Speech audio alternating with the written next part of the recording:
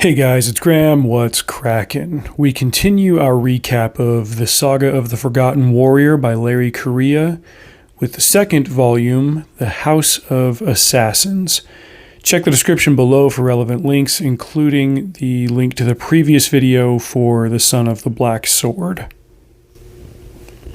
Picking up where we left off. At the end of the first book, our heroes experienced a breaking of the fellowship, and now we get to follow several focal characters as they move through different areas in the land of Locke.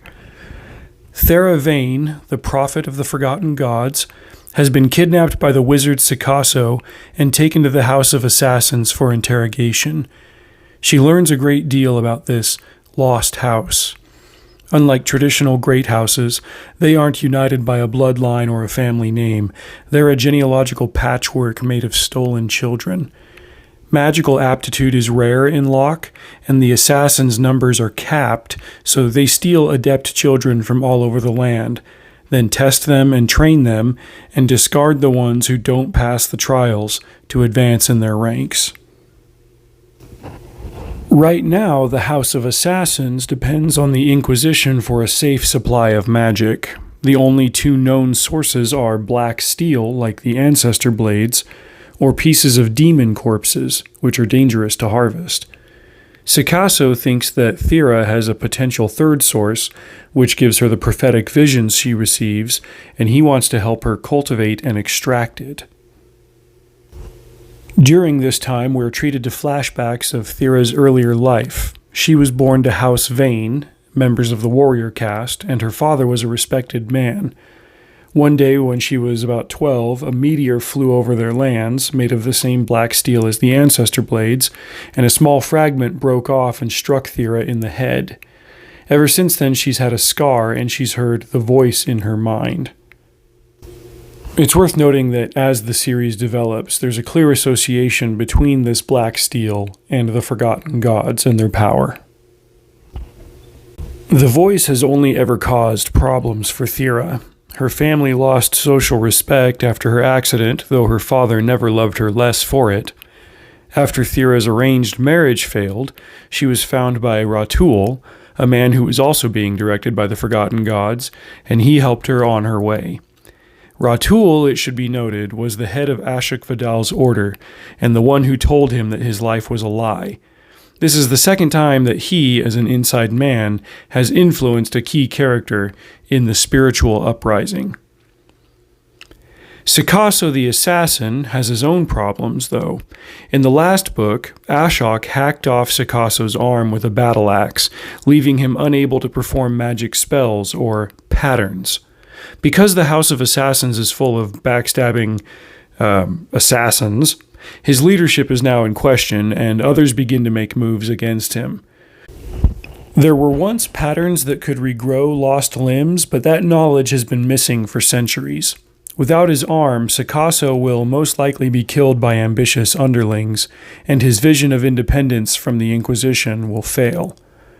In desperation, Saga rummages through their stores of demon parts and finds an arm to attach to himself. This grants him incredible powers, but much like Nadan Samsak in the previous book, he will also become unstable or even insane. Meanwhile, Ashok Vidal and his company of rebels are on the hunt for the House of Assassins so they can rescue Thira. After Ashok killed Nadan, he took command of the Samsak warriors and added them to his rebellion. They head to a city called Niramporn, where the smuggler Gutch has some underground contacts. Gutch and the noble soldier Jagdish enter Niramporn in disguise. However, their mission fails and Gutch is captured by a rival criminal. Ashok enters Niramporn on his own to rescue Gutch, but he crosses paths with three protectors who are hunting for him. Even without his sword and Gruvidal, he's able to defeat them, but he unfortunately kills one, an action that he heavily laments. Ashok and Jagdish rescue Gutch and take his captor prisoner. The excursion into Niramporn fails to produce a lead on Thira's location. Shortly thereafter, Ashok crosses paths with a member of the House of Assassins. They fight, and Ashok kills him before he can interrogate him. With conventional means having failed, Ashok cries out to the forgotten gods in sheer frustration, and suddenly he meets a pair of casteless workers who worked for this assassin. They tell him where the assassin liked to travel by boat, and Ashok realizes that the House of Assassins is up the nearby river in the swamps.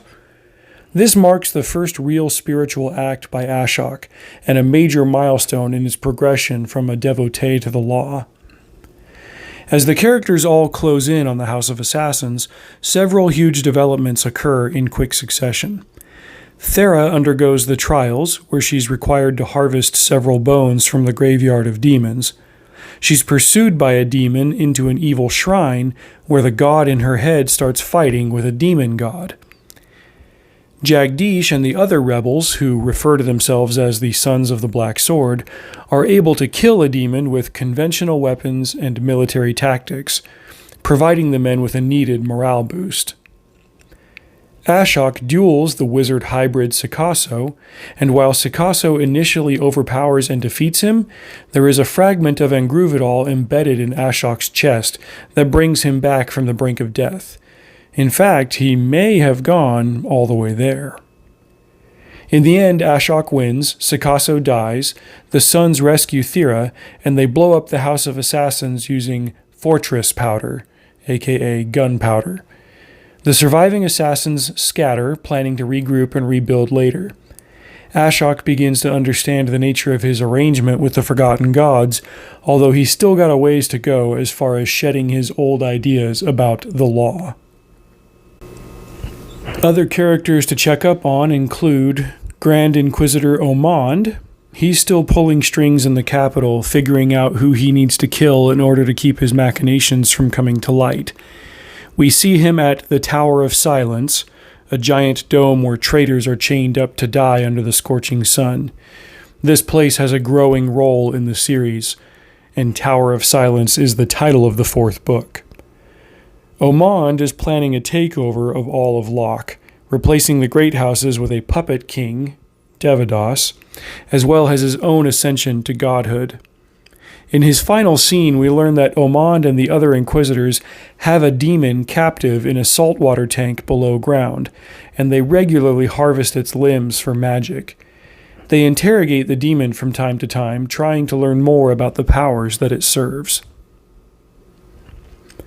Radha and Karno are on their own special journey. Devadas assigns Karno to guard Radha as she travels to visit the head of her order, who knows more about the casteless and the early days of the law.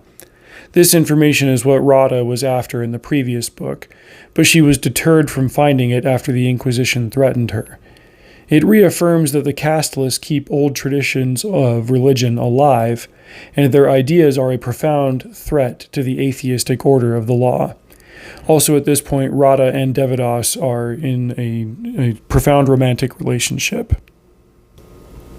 As for Devadas, his role is slightly diminished compared to the previous book, but he's fully in league with Omond to become the king of Locke. The difference is that Devadas is a true believer, and he wants power for the benefit of the land, to end the regular squabbles between the great houses, and establish a lasting peace.